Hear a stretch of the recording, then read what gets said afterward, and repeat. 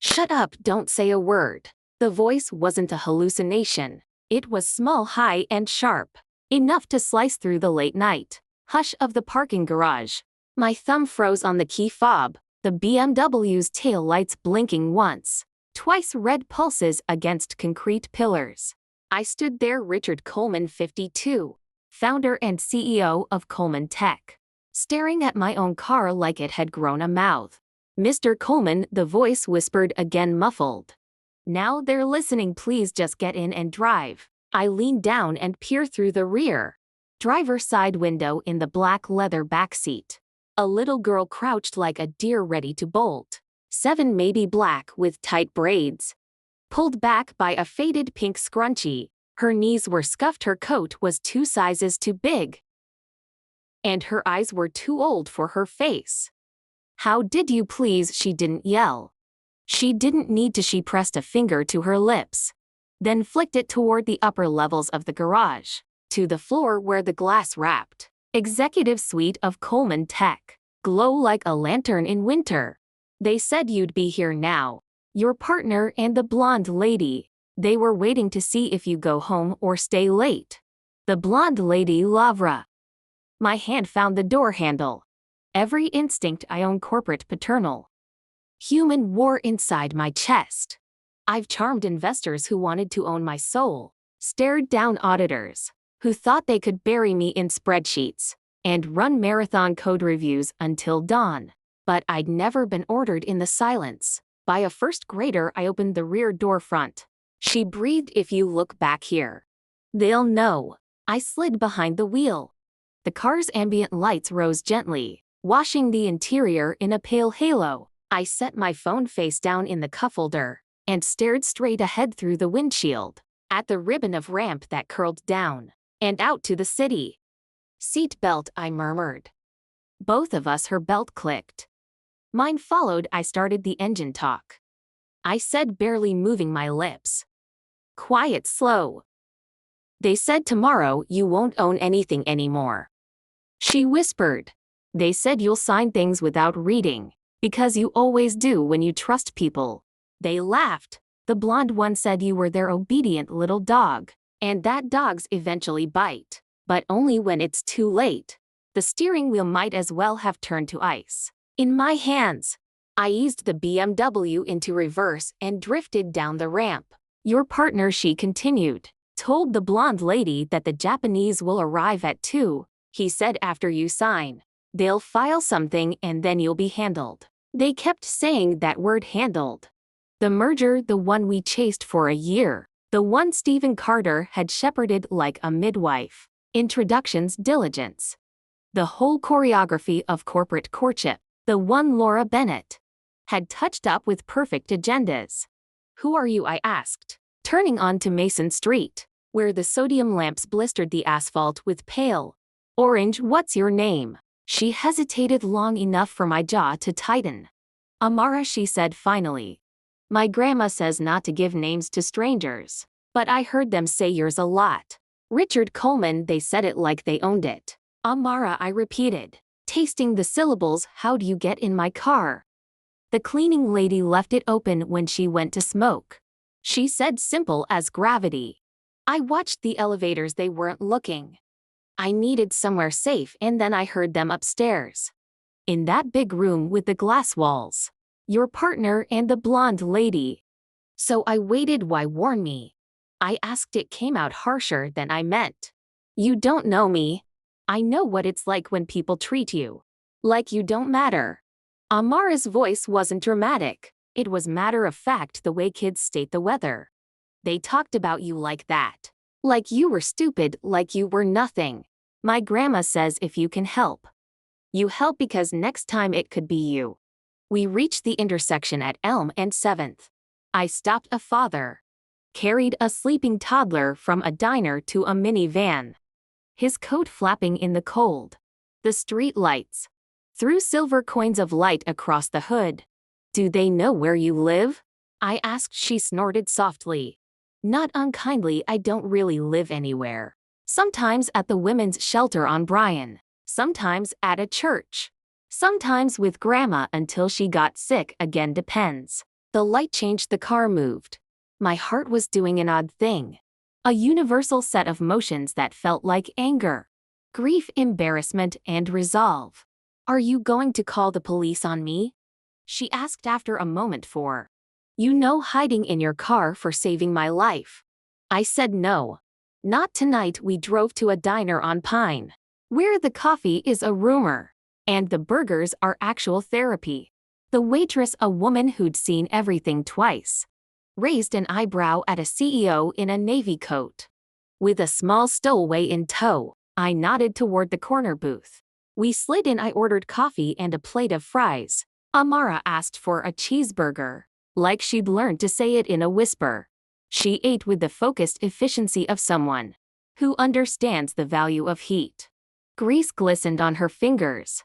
Ketchup marked the corner of her mouth.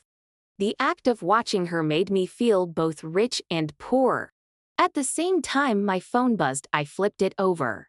Ready for tomorrow, buddy. The Japanese are going to love us. You're about to retire even richer, Steven. He'd added a winking emoji. Winking after 15 years of partnership, after countless nights on airplanes and war rooms. And just sign it. Emergencies he swore would never repeat. He and I had started in the garage. We'd ship product when it was duct tape and hope. Now, he was about to saw off the branch that had held him. I showed the screen to Amara, her mouth tucked sideways. He's lying to your face and smiling while he does it. She said grown-ups do that a lot. Another message flashed, reviewed the final contracts. All marked, everything perfect. Trust me like you always have, Laura. Laura and I built a system together that ran my life better than a second brain. She knew my doctor's appointments before I did. She remembered my mother's birthday. Once brought Ben and Jerry's to the office at 9 p.m. because I'd said half-jokingly that signing payroll made me want sugar. She had ledgered me in, she had ledgered me out. My stomach tilted. Do they know your passwords? Amara asked, licking ketchup from her thumb. Like it was a delicate ritual. They know everything, I said. It felt like admitting a sin in church. Bank details, vendor accounts. Where the board minutes live. Laura has my calendar permission. Steven has my trust. I laughed once quietly. Because astonishment is a cousin of grief. They've had years to build a trap. Then you've had years to learn their secrets too. She said, my grandma says when you have nothing, you learn to pay attention to everything. I stared at her. This child with scuffed knees and wisdom. Older than my company's incorporation papers. One part of me wanted to call social services. Another part wanted to hand her a badge and a corner office. Steven's meetings with our competitors. I murmured. He called them benchmarking coffees, and Laura, she changed the vendor list last year. Said it was for efficiency. There were new LLCs I didn't recognize. It slipped through because I trusted her God. Do you always sign without reading? She asked almost academically. I smiled. Despite myself, I read. Just not with the fear I should have had. My phone buzzed again. You awake, Steven? Big day, be sharp. You sign where Laura flags. I'll handle the rest. Arrogant. Amara offered. Arrogant, I agreed. Then don't be what they think you are. She said, be what they don't know you can be. I stood and paid the waitress, put 2 cookies in a paper napkin for the road, and pretended not to see me. Count cash for the tip twice outside. The winter air had that metallic bite that arrives after midnight. When the city exhales, we climb back into the BMW. Amara buckled herself in like she'd been born, understanding how to ride safely. In someone else's story. Do you trust me? I asked as I pulled out on the Pine. She thought about it. I trust the part of you that didn't call the police and ordered fries with extra salt. Fair, and the part that asked questions instead of telling me to go away. That part is the only reason I still have a company. I said. I dropped her at the shelter on Bryan. A fluorescent sign hummed over the door. A volunteer with tired eyes let us in. I spoke quietly with the woman at the desk. When I turned, Amara was watching me with a careful neutrality children use. when they've learned adults can change moods. Like weather. I'll come back in the morning. I said if you're willing. I may ask for your help again. Not to be brave alone. Never that to tell me what you hear. Only with protection you're going to fight. She said yes. Her mouth flickered upward. Good, they don't expect that sleep. I told her you too. I drove home then didn't sleep. I walked my house a decent place with a decent view. And took inventory. The furniture I'd chosen after my divorce. The framed black and white photo of my mother, laughing on a summer porch. The plant that was somehow still alive, despite my neglect. I opened a locking file drawer. I almost never open anymore. Because the world lived in the cloud. It smelled like paper and older decisions. There were copies of early contracts, board votes, and an old report from a man I had hired once. For a matter I thought might become litigious. A thin tab labeled Torres Investigations. Sat near the back. Gabriel Torres, ex-police. Now a private investigator. He burned through background checks like a surgeon. To precise clean. No melodrama. I'd admired his mind. Stephen hadn't. He'd argue Gabriel was too much. We could handle diligence in-house. And 3 months later we terminated for budget reasons. I found his number. It hadn't changed. He answered on the second ring. Groggy Torres, it's Richard Coleman. Silence. Then a dry little laugh that somehow wasn't cruel. Well, either someone died or someone's about to. I'm sorry we let you go. I said that was not my call. I figured. Gabriel said certain people dislike questions. What can I do for you, Richard? I told him everything, not poetically. Just the facts. A child hiding in my car. A whispered warning. A merger that smelled now like rotten fruit. Under a pretty rhyme. You still at the same office? He asked. Yes. Good, don't go in the morning. Why? Because if they're tapping anything and you trip it, they'll panic. Panic makes people sloppy. We want them arrogant. Tomorrow you keep the routine until lunch. I'll be there by 8 o'clock am. We'll talk in your kitchen. Tell no one. I hung up and stared at the ceiling until it got light. At 7 o'clock am, my phone chimed. Good morning, boss. I've been at the office since 5. Prepping investors at 2. You just need to trust me and sign where I marked Laura. I'll be there. I type back. Thanks for pushing so hard. Pushy head toward a cliff. At 8:03 my doorbell rang. Gabriel stood there. In a wool coat that had seen better winters. Mid-40s eyes. Like a man who builds models of crime scenes in his head. For fun. 16. Coffee? I asked. Black. He said, scanning my living room like it might confess. He spotted the thin file on my table. You kept it, he said. Not a question. I keep everything. I replied. He smiled with one corner of his mouth. So do I. The shelter was a 15-minute drive. We took Gabriel's pickup. Because mine suddenly felt like a beacon. Amar was awake in a mess of donated blankets. Alert as a sparrow and twice as cautious.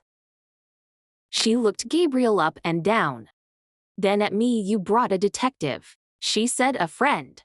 I said same thing sometimes, Gabriel replied. He crouched to her eye level. I hear you know how to listen. My grandma says it's free and most people don't do it. She said. He barked a laugh. Smart woman. Here's the rule today, Amara. You don't get close to anything that looks like danger. You don't go anywhere without me or Richard. You don't speak unless we say it's safe. And if your stomach says run, you run. You understand? Amara nodded solemnly. Can I record if I hear something? Gabriel and I exchanged a glance. You can record if you're with me. He said. I'll handle the device. You don't touch anything. You're 7. 7.5, she corrected. Apologies. He grinned. Somewhere in the edges of that grin, I recognized the man who liked to win the right way. At 9:30 we were back at my kitchen table. Gabriel had a tablet he treated like a weapon. 100 apps blooming and dying under his fingers. He had already pulled public filings on 2 of our new vendors, and his eyebrows had done a brief expressive dance. I didn't like. Carter Solutions LLC, he said. Registered to a PO box in Nevada. Opened 2 months before. Laura restructured your vendor list. Guess who's the agent of record? Stephen, I said. It wasn't a guess, it was gravity. His brother-in-law, actually. Gabriel replied. Because some people still think proxies are clever. In 2025. And here's another Bennett Operations Group LLC. You wanna guess that one? My mouth went dry. Laura, I said. She's the signer, he confirmed. And look at these invoices. He flicked them to the screen. Copy-paste descriptions, round numbers. No deliverables attached, they're siphoning by. Pretending to be operational contractors. And the merger, my guess is it backfills the theft. After you validate the transfers with your signature, then they eject you clean rinse. I felt angered, the way you feel a bruise when you press on it, pain and a twisted relief that it explains the ache. 2 years of unexplained efficiency improvements. The insistence I be the visionary. The charm, the buddy. The boss you call the police. Now, Gabriel said, and this becomes a case that takes 2 years. Gets pled down, maybe you get a clawback. Maybe you don't in the meantime. Your investors kill you for drama, and you become the man who lost his company to his best friend. What's the other option, I ask? We walk into your building like actors on opening night. He didn't smile when he said it. You attend that meeting, you sign nothing, and while they perform competence, we record fraud. We have a federal contact who owes me a favor. You have agents in the hallway by 1:45. They come in when we have enough rope wrapped around their wrist. Risk, I said. Of course, he replied. But you weren't planning to spend the day gardening.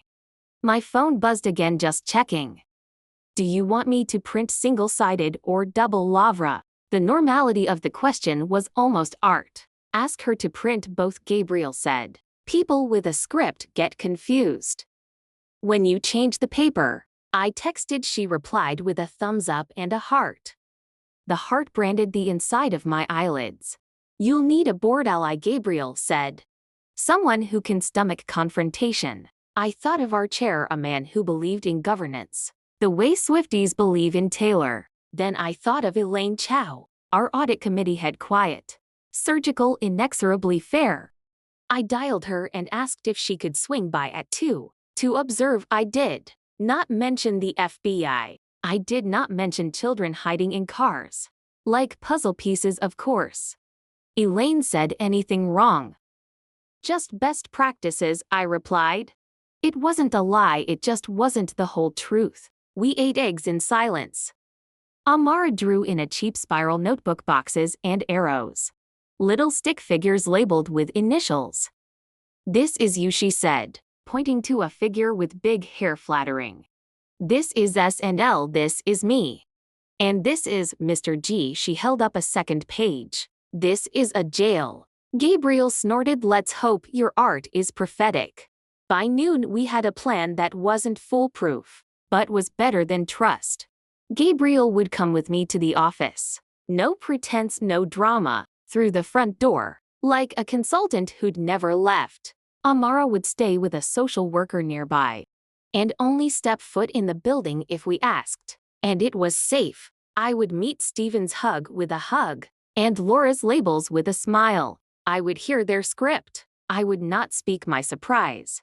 When the Japanese delegation arrived, we would redirect them to a hospitality suite, apologize for a paperwork delay, and then press play on the truth. Kindness is not weakness. Gabriel said as we stood to leave. But today it's strategy. I looked at Amara. You changed the trajectory of my life in one night. I said I don't have a category for that. But I will make sure you're safe and seen. Whatever happens.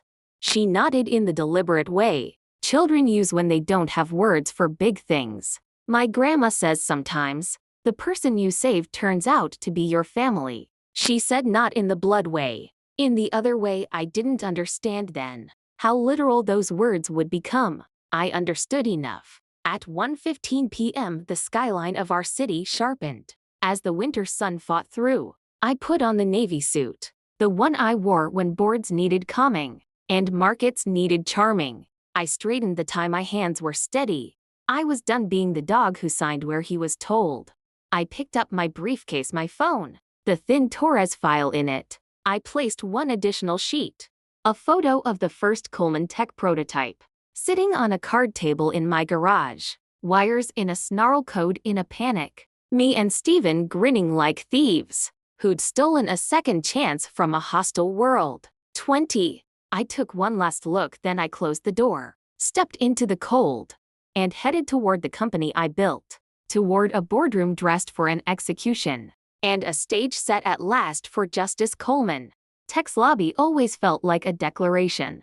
Polished concrete, a floating staircase of white oak, reception wrapped in matte steel and glass. It said, "Innovation without trying and money without bragging." I picked the materials myself. I'd written the mission statement and mounted it in the entrance. Build what's useful, be who you say you are. I crossed a sensor gate with Gabriel at my shoulder. He wore the expression of a man checking a chessboard. He'd set up in the dark. The receptionist straightened, then softened when she recognized me. "Good afternoon, Mr. Coleman," she said. "Mr. Carter and Miss Bennett asked me to let them know as soon as you arrived." "They already know," Gabriel murmured, eyes taking a quick inventory. Cameras, access badges, the rhythm of security guards walking their routes. "But yes, let's pretend we're the ones playing catch up." The elevator doors opened to the executive floor. With the discreet sigh of money well spent, we stepped out into the hush carpet world, where nervous associates learn to whisper, and executives forget how loud they sound. Through the glass, I could see Laura moving like choreography. Shoulders square, smile calibrated. She carried a leather folio, yellow flags peeking out like confident teeth. "Boss," she said, crossing the corridor, with a warmth that had comforted me 1,000 times. "You're early, I love you early." Steven's coral and facilities to fix a projector bulb. "We are otherwise perfect." "You always are," I said. The words left my mouth like a script I just discovered was a confession. She turned to Gabriel with practiced delight. "Mr. Torres, what a surprise. I thought we parted ways." "We did," Gabriel said pleasantly, "but the economy's whimsical, so am I." Her eyes flicked. A microsecond glitch, then resumed the easy appeal. "Well, it'll be good to have another adult in the room," she said. "The Japanese are precise. They admire precision. Today will be a ballet. We'll try not to step on any toes." I said. She led us to the conference suite, in expansive glass overlooking the skyline. A stone credenza studded with sparkling water. A table long enough to host a minor referendum. Folders lay at each seat with our logo in Boston silver. The screen slept, waiting to wake in Japanese. On the credenza, 2 stacks of contracts sat. One single-sided, one double. Laura caught my glance and smiled like a teacher, pleased with a student who remembered homework. "You said both," she said lightly. "You get both." Gabriel drifted, ostensibly admiring the views, actually mapping sight lines, ceiling mix, and the placement of a discreet smoke detector, whose lens was too perfect. He pivoted to me, a fractional nod noted. "Do we have a hospitality room ready just in case?" I asked, casual as weather. "I want a space for our guest to breathe. If timing gets tight, of course." Lava said. "The Ridge Room is set with tea and sweets. 23rd floor." Her tone made it sound like I'd asked if we had air. "I'll have Mia escort them when they arrive." Protocol warmth. "All of it good," I said. "Elaine will also stop by to observe best practices." 9. Another micro glitch, then the smile again. "Audit loves a show, they'll enjoy this one." She gathered a handful of documents and snapped the folio shut. "I'm going to go downstairs and greet our interpreters. The delegation lands in 30. Stevens are wrangling with it. He'll swing in like a hero in 3-2. Always," I said. My ribs registered the embrace. So did my memory we'd once hugged like that, after a prototype refused to boot at a VC pitch. And I hotwired the demo from a terminal window. While he monologued about grit. He called me a wizard. I wasn't sure when I become an obstacle. Mr. Torres, Steven said, pivoting with performative warmth I didn't expect. Well, goodness. We should have kept you, huh? Budget's a joke anyway. He laughed. It sounded like ice cubes knocking in a cheap glass. Water under the bridges, Gabriel said. I just follow interesting stories. You picked the right office. Steven replied, Richard's my favorite novelist. He loves a plot twist. His hand came down on my shoulder. Friendly proprietary. Don't you, buddy? I smiled because we were all acting in a play, and we'd sell no tickets if we broke the fourth wall. I do, I said. Today's script looks tight. It is. He tapped the stack. Laura's a saint. I'd marry her if she weren't allergic to husbands. Please, she said from the doorway. A muse and above it. I prefer tastefully compensated devotion. She left to greet the interpreters. Steven leaned a hip against the table, lowered his voice to confidential, and stared the skyline like it belonged to him. After this, he said, it's a straight line to the moon. You get the press, I get the back end. Laura makes the lawyer sing. We ribbon cut and Japan thinks we're the family. They never knew they wanted easy. They always think that, I said. Because we make them, he replied, it's called competence. He clapped once as if summoning applause anyway. Sign where lower flags don't get cute on me. We've rehearsed this, sure. I said I might ask a few questions for sport. Be my guest, he winked. Just don't be that guest. He left to check it. Gabriel watched him go. Then Gabriel drifted to the corner credenza and adjusted the angle of a watercraft. By a centimeter, he's at peace, Gabriel said softly. People who think they're smarter than the room always are minutes before they aren't. He produced a small legal recording device, the kind you can buy without anyone raising an eyebrow. He placed it on the table like a coaster. One-party consent in this state, he said. Your company, your room, your meeting. Your consent, we're clean. He slid a second device under the edge of the credenza. Magnetic snap against steel. This one's purely backup. Federal, I asked. My contacts in the building. He said without turning. 2 agents, 1 in facilities, 1 in the cube near HR. Their supervisor will stage in the loading dock. We don't call in the cavalry until we have them. Committed conversations. Signatures, directives. Not just a with smoke and flame. And Amara in the hospitality suite.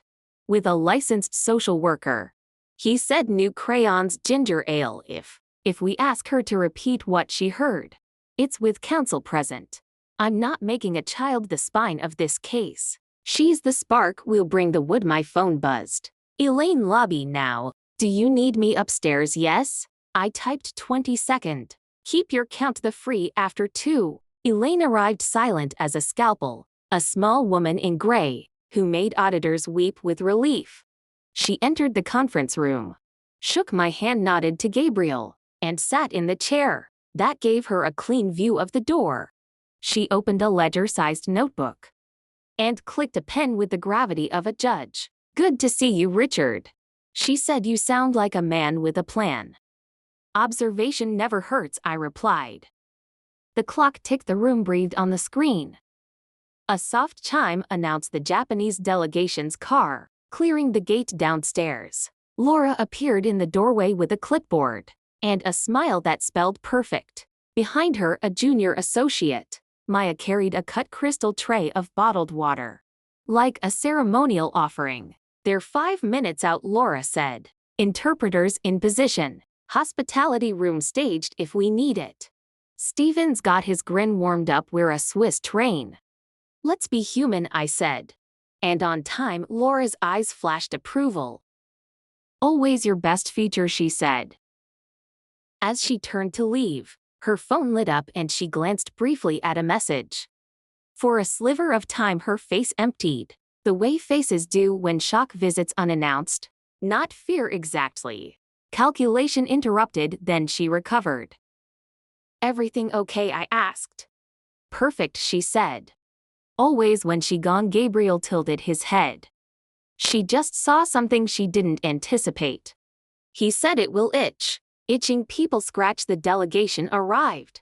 With the light ceremony of international business bows, handshakes, gift bags that glitter discreetly, I greeted Mr. Yamamoto, our lead counterpart.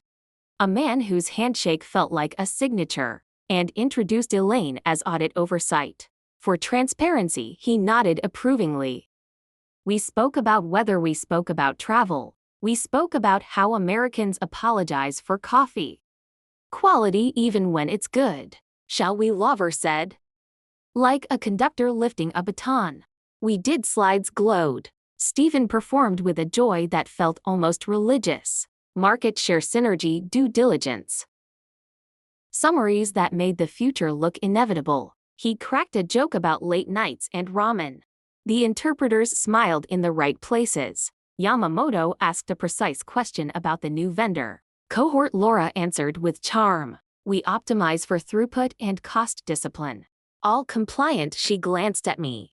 Like a talented student checking a teacher's face. Richard insisted on that I insist on many things. I said, smiling. She placed a tab stack in front of me. Yellow flags like breadcrumbs. Sign here, initial there. The paperweight was perfect. The font sophisticated without distraction. If fate had a letterhead, it would look like this. I reached for my pen, then paused. Before I sign, I said, light conversational. Walk me through the vendor chain one more time. Humor me. I woke up curious. Something moved under Stephen's skin. Small as a mouse. We've talked this to death, he said, genial. Let's not bore our guest. Our guests love diligence, Elaine said mildly without looking up. Laura's smile grew half a degree. Of course, she said. We created a hub and spoke model aggregators, handling categories where specialization beats scale. The LLCs you'll see are simply wrappers for master service agreements. It's textbook. We can send you the footnotes. Names? I asked. Carter Solutions, Bennett Operations, she said, unblinking, among others. They're industry standard consolidators. We auditioned 6:1 on performance. Performance, I said. How do we measure that? Time to deliverable, cost per unit. Invoice accuracy. Gabriel said pleasantly, as if asking about a recipe. Curious, I always learn from metrics. Laura's gaze flicked to him. Then back to me. Accuracy is the religion of ops. Mr. Torres, we tithe in proofs. Stephen laughed too loudly. Yamamoto watched the exchange with the serene alertness of a man reading subtext in a foreign language and finding it familiar anyway. Richard, Stephen said, tone smoothing into persuasion. This is why you pay us, so you can be the visionary, while we bleed on spreadsheets. Today isn't an audit, it's a ceremony. Ceremonies without vows are just parties. Elaine murmured, noting something. Proceed. I leaned back. Different question. I said, the retroactive reconciliation appendix. Explain that one so I can repeat it in my sleep.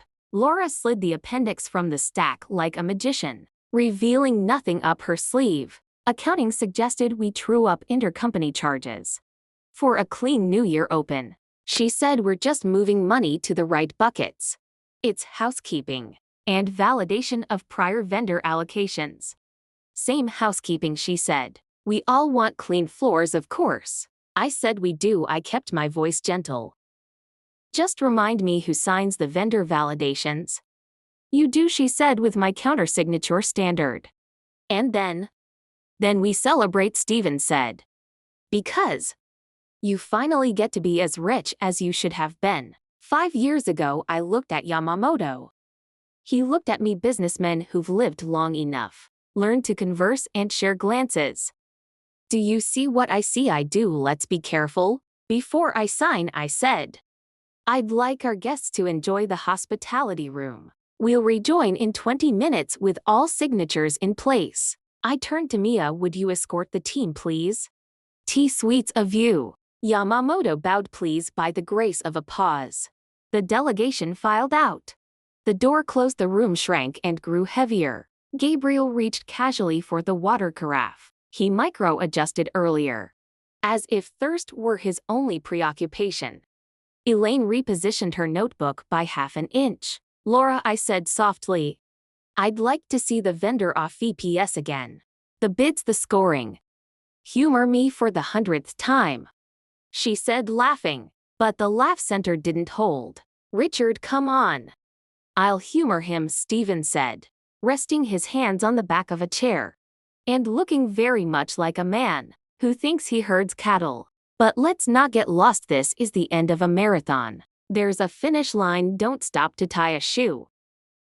Shoes untied trip people, Elaine said calmly. Laura exhaled. Fine, she said. Mia. Bring the. Let's make it simpler. Gabriel cut in. Voice gentle but edged, he tapped his phone. The conference room speakers chimed as if waking. He pressed play. Laura's voice came into the room, captured with studio clarity. Jonathan is a sentimental idiot. The day after tomorrow, he will have to look for another job, and we'll get everything. The name was wrong in echo from last night's recon. Then the second voice corrected the timeline of truth. Steven's laugh followed, low and mean. 15 years pretending to be friends with that imbecile. Worth every second when I see his face. Silence is a living thing when guilt feeds it. The room inhaled, then stopped. Laura blinked slow, as if negotiating with air that's taken out of context. She said, and recorded illegally. We'll litigate one-party consent. Gabriel said, still pleasant. Richard's company, Richard's room, Richard's consent and context. He swiped. A second clip played. Last night, office corridor. Laura again, colder. You print both sets. He'll stall. I'll steer after the validation. Push the reconciliation, then we file the eject clause. While he's shaking hands, Steven surged forward, red rising from his collar. You son of. He stopped himself. Looked at me, tried on a smile. It broke. Buddy, you know how competitive we get. War room talk, bluster. War rooms I pay for, I said. With a team I chose and a partner I trusted. He stepped closer, palms up like he was approaching a spooked horse. Don't do this, he said, not in front of staff. In front of staff, Elaine said. Pen still, voice soft, still. You mean counsel and audit. And the door cracked open. Mia slipped in, breathless. Mr. Coleman, she said. Eyes glancing everywhere but Steven's face. Facilities says there are visitors in the loading dock asking for you already. Gabriel murmured, punctual bunch. Laura's gaze cut to the credenza, then to the smoke detector lens, then to the ceiling grid. Her mind ran the math you can't see. She straightened, composure reinflating like a practice lung. Richard, she said. Smooth again. I'm disappointed. After everything I've done to keep your world neat. To keep you safe from messy details. This is your thank you. This is my thank you. I said, for 5 years of loyalty I thought I recognize. She tilted her head. You wouldn't have survived without me. She whispered, I built your bones. I lean, elbows on the table, voice low, then it won't hurt you to watch me stand. Steven turned to the window, nostrils flaring, then back to me. With the ruthlessness of a man who only knows one move. Pressure, sign the papers, Richard. He said. Or you lose the deal, the board crucifies you, the street kills your stock. You'll look like a paranoid old man who let an opportunity die because he got spooked. I'd rather be cautious and alive than celebrated and robbed, I said. He smiled. All venom, you won't be alive here. I'll take this company without you. Not today, Gabriel said quietly. The door opened wider. 2 men stepped in, wearing jackets that made them look like consultants. Until you read their posture. Behind them, a third and a woman with a badge on a lanyard. She didn't flash yet. They were polite, like people interrupting a dinner. They've been invited to join. After dessert.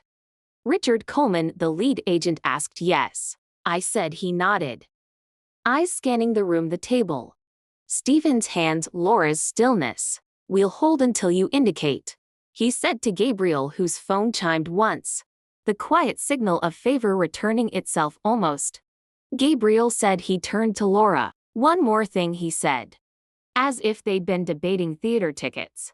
Tell me about Bennett Operations Group's mailbox in Nevada. The one that shares an agent with Carter Solutions. Tell me about the reconciliation amounts that match. The siphon total, rounded to the nearest 100,000. Tell me about the phantom clients. Falcon Ridge, Blue Lark, Seven Pines. That all route to the same IP when you file invoices. At 2:00 a.m. For the first time since I met her, Laura lost a game in her face. Not by a mile, by a millimeter. But she lost it. The mask slid an inch underneath. A woman who didn't like to be seen. Lawyer, she said to no one and everyone. Of course, Gabriel said. We love lawyers, they make transcripts cleaner. I looked at the stack of papers. The yellow flags. Like warning signs now instead of breadcrumbs. I lifted the pen, I uncapped it. I clicked it closed again. I'm not signing, I said to the room. To the past, to the version of myself that would have signed with gratitude. Not today, not like this. Stephen laughed, the brittle laugh of men who believe they can bend reality with insistence. Grow up. He said. This is business. This, Elaine said, setting her pen down with surgical finality. Is fraud. Laura's phone buzzed on the table. She didn't look outside the glass. The skyline flickered as a cloud crossed the sun and moved on. The hospitality suite hummed with the low murmur of foreign politeness. Somewhere below, a loading dock door hung open to the cold air. In consequence, Gabriel nodded once to the lead agent. Now, he said. The agent stepped forward, crisp as a page turn. Mr. Stephen Carter. Miss Laura Bennett, he said. Voice neutral, professional, inevitable. We need to speak with you about embezzlement, money laundering, and conspiracy to commit corporate fraud. Stephen's chin jerked up. Laura's hand found the back of a chair and held it like a railing on a ship that just remembered the ocean. Richard, Stephen said in the voice he used on Christmas cards. Buddy. I met his eyes and saw for a clean second.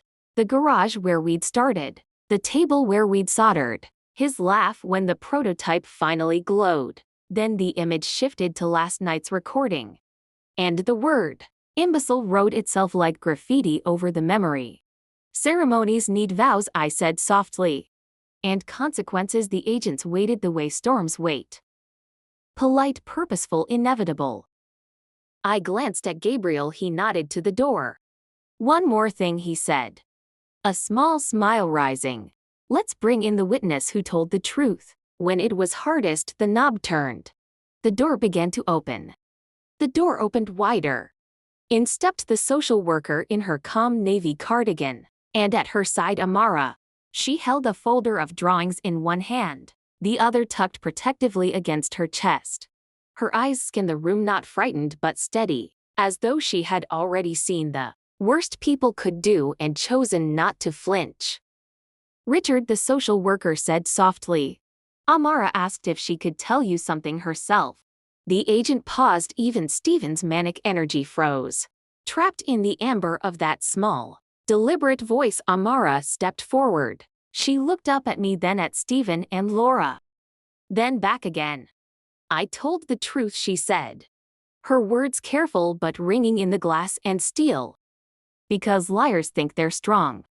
But they're just loud, my grandma said. A whisper of truth lasts longer than a shout of lies. Stephen's jaw clicked. Laura closed her eyes briefly, as if wishing herself out of existence. The lead agent nodded once to the social worker. That's enough for now, thank you, Amara. He turned to Stephen and Laura. You're under arrest, you have the right to remain silent. The words rolled like a tide. Handcuffs gleamed like punctuation marks on a sentence they hadn't written for themselves. Stephen exploded, thrashing against the officers. This is a stunt. He planted this. I built this company. I bled for this. His rant fractured in the shouts. The agents were unmoved. Practice in the choreography of collapse. Laura, by contrast, remained eerily composed, her wrist bound with the efficiency of paperwork. Filed on time. Only her eyes betrayed her, darting toward the stack of contracts left unsigned. As if some remnant of her scheme could still animate into salvation, the door closed behind them. Silence swept the room. Elaine wrote one final note, closed her ledger, and looked up. "Richard," she said, "your instincts saved you. Your records will save this company." Gabriel powered down his recorder and slipped it into his pocket. "They'll try every legal lever," he said, "but the recordings, the shell LLCs, the reconciliations, it's a braid. Not a string. It won't break." Amara exhaled, small shoulders sagging. "Did I ruin everything?" "No," I said, kneeling to her level. "You saved everything." I glanced at Elaine, then at Gabriel. "She saved me." The agents escorted Stephen and Laura through the lobby. News spreads faster in companies than fire in dry brush. By the time the delegation returned from the hospitality suite, whispers already ran the length of the executive floor. Yamamoto entered with composed curiosity, his associates attentive but inscrutable. "I apologize for the interruption," I said, bowing my head. "Integrity required attention. Now, if you'd still like to continue." Yamamoto raised a hand, stopping me gently. "Mr. Coleman," he said to his interpreter, though his English was perfectly clear, "we came here to invest in a company. What we have seen convinces us we are in the right place. Not because you are perfect, but because you are not afraid to cut out rot." His associates murmured assent. He bowed slightly. "We would like to proceed with you." Relief thundered through my chest. Elaine's pen scratched again, documenting the moment. Gabriel leaned against the wall, half smile barely visible. We sign real contracts, clean contracts." By the end of the day, the deal was not only intact but stronger. Investors would see headlines, yes, but they would also see leadership. The next weeks were a blur of board meetings, press calls, and carefully phrased statements. Ongoing investigation, commitment to compliance, confidence in leadership. Stephen's and Laura's mugshots hit the wires like thunderclaps. Anonymous sources whispered about years of siphoned millions. Federal prosecutors framed it as a textbook case. Inside Coleman, tech morale shifted from shock to pride. The story of Amara, the little girl who told the truth, spread like folklore. Employees who've never met me stop me in hallways to say thank you. Investors recalibrated their models, factoring in resilience. Stephen's lawyer screamed entrapment, insisted he'd been misunderstood. Laura's filings were colder, a blizzard of motions and counter-motions, but the evidence was layered, redundant, airtight. Shell accounts don't lie, recordings don't evaporate. Through it all, Amara stayed with her foster placement, but visited often. She drew pictures in my office. Tall buildings with smiling suns, little stick figures holding hands. "That's you," she'd say. "That's me. That's a dog. We need a dog." I laughed every time, though my throat tightened. I built companies, negotiated with billion-dollar boards, stared down hostile partners. But sitting cross-legged on the carpet, with a child who had risked everything to tell me the truth, that was the only time I ever felt small enough to be exactly human. One evening, Elaine called me with a note from a background search. "You should know something," she said. "Amara's last name Thomas. Your mother's maiden name." I stopped breathing for a moment. "That's impossible." "It isn't," she said. "Her grandmother, Lydia Thomas, was your cousin, removed by 2 generations, but still Amara's family by blood." I sat in the dark office, city lights flickering against the glass. All the betrayals, all the greed, all the schemes, and the voice that had saved me belonged to family I hadn't known.